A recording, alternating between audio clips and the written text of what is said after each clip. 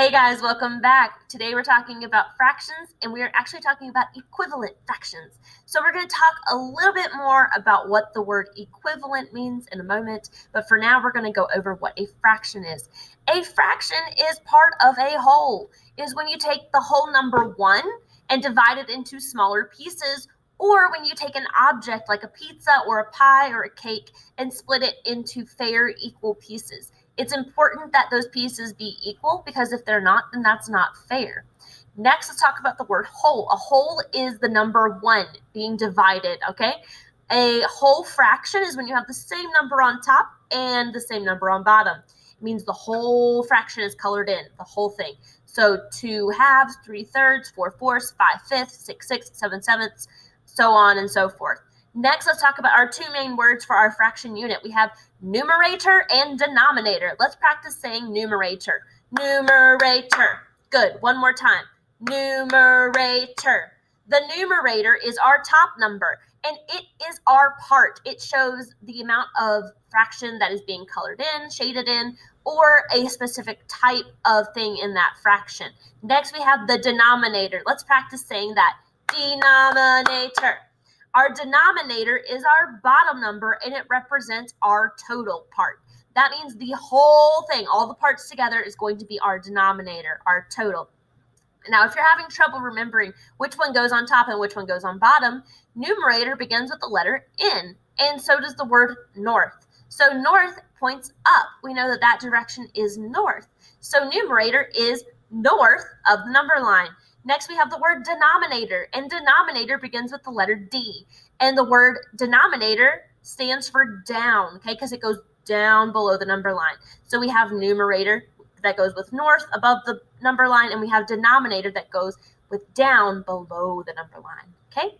Next, let's talk about splitting up a fraction.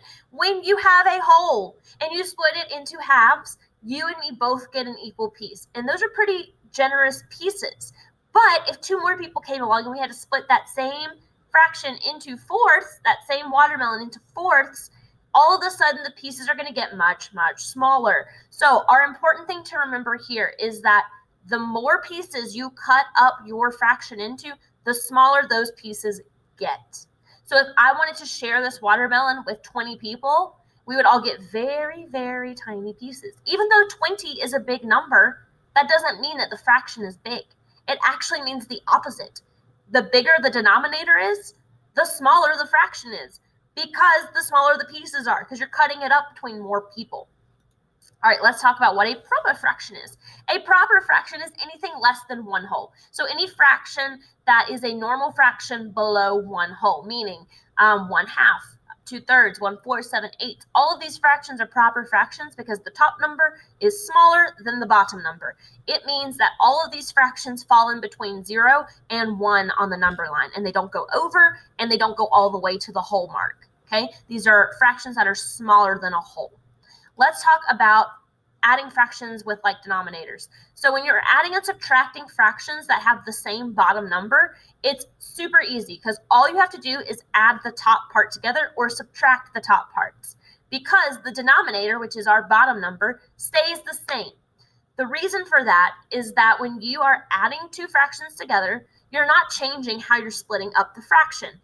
You're just adding together the colored in parts or the shaded in parts. So here I have 2/4, and I have 2 out of the 4 sections colored in, and I have plus 1/4, and I have 1/4 of my colors colored in. And so if I add those together, I'm going to have 2 shaded in parts plus 1 shaded in part equals 3 shaded in parts out of 4 total pieces. The total amount doesn't change. So your denominator stays the same. The denominator stays the same. Put that in your head and remember it, okay?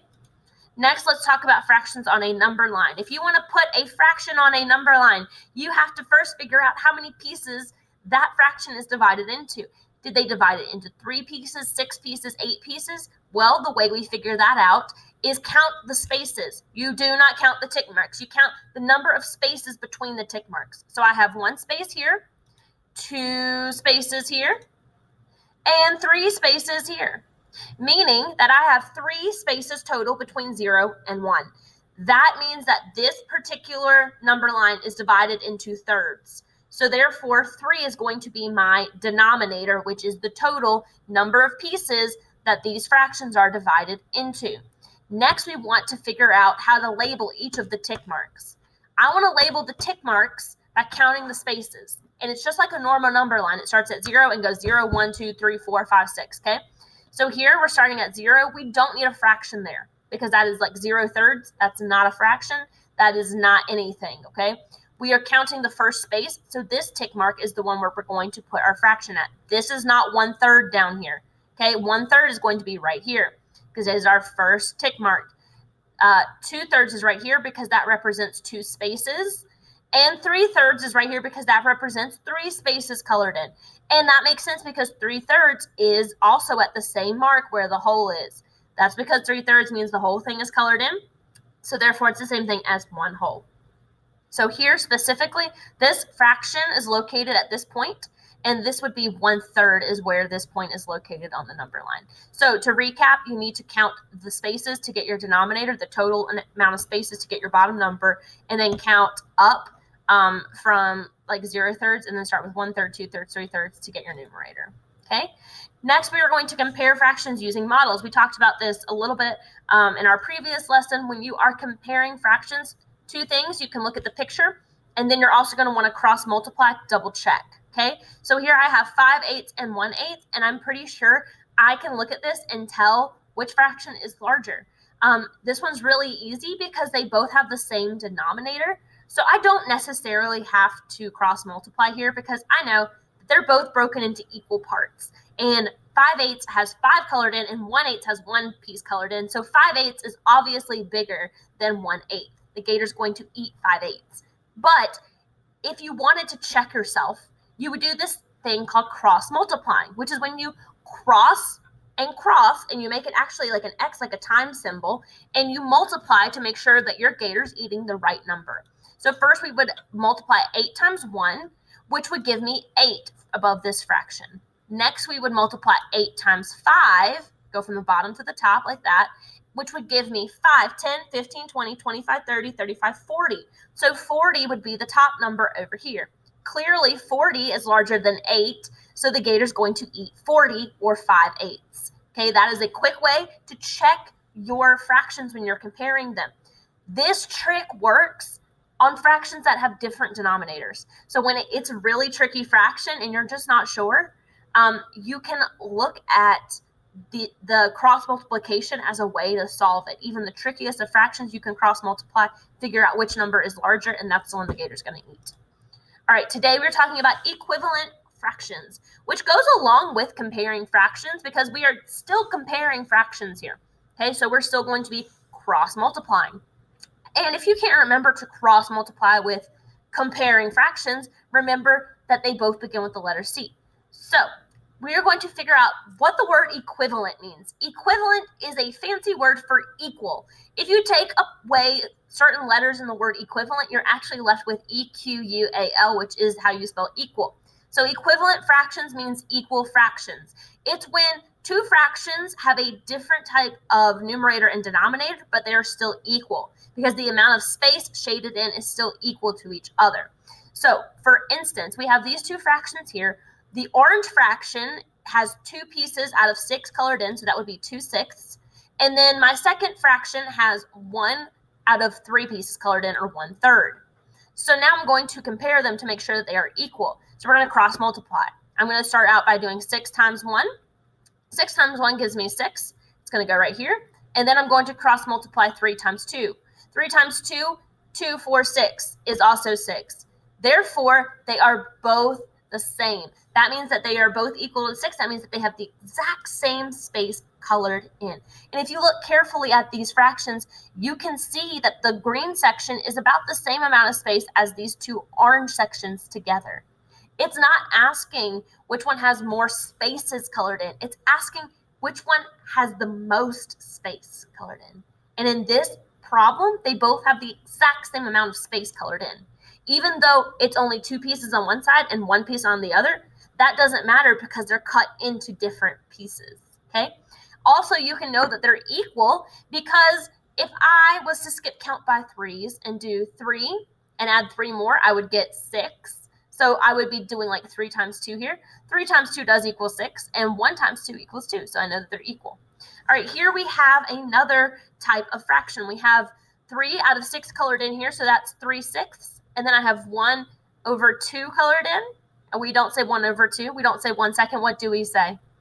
1/2. Very good. I have 1/2 colored in right here. We are going to cross multiply to make sure that these are equal. So first we're going to start out by doing 6 times 1. We go from the denominator up to the numerator. 6 times 1 is 6. And 2 times 3, we just did this. 2 times 3 is still 6. So these are both equal. They're both covering the same amount of space. This one's covering 3 pieces down here. And this is coloring 1 piece over here. I want you to just think about this though. This is 1/2. And clearly this is 1/2 because 3 is half of 6. So that's how this is working here, okay? 3 out of the 6 pieces are colored in, so that is half.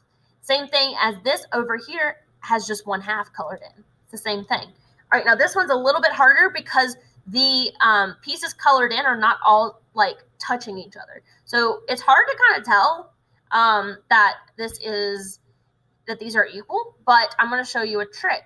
That's why we cross multiply, okay? This first fraction has 1, 2, 3, 4 out of 8 colored in. So 4 is my numerator, 8 is my denominator for the total amount of pieces.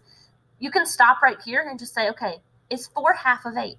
If I had 8 pieces of cake and I cut it into 4, and I cut it into pieces, and I gave 4 to you and 4 to me, is that fair? Yes, that's because if you cut it in half, 4 is half of 8. So we have, obviously, this fraction is still 1/2. We're going to cross multiply just to double check though. So we're going to do 8 times 1, which is 8, and 2 times 4, which is 2, 4, 6, 8. So both sides equal 8, meaning that they are equal, okay? We have one more to do, and this one looks really confusing, okay? That's because I wanted to show you that sometimes it is hard to find equivalent fractions. That is why you always, always, always, always, always cross multiply to figure out and compare these fractions and find your answer. So first of all, this fraction right here, we have 1, 2, 3, 4, 5, 6 as our numerator out of 1, 2, 3, 4, 5, 6, 7, 8, 9, 10. So 6 out of 10, 6/10. And then over here we have 1, 2, 3 pieces colored in out of 5, okay? They look pretty similar, but these lines play tricks on your brain. It is hard to tell if they are equal or not. Okay, the amount of space colored in. Is the amount of blue space equal to the amount of green space? I don't know unless I like picked those fractions up, sat them on top of each other, and rotated them to see.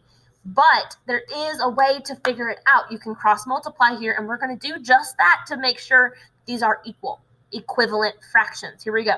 So we're going to do 10 times 3. So you'll draw an arrow from the 10 to the 3.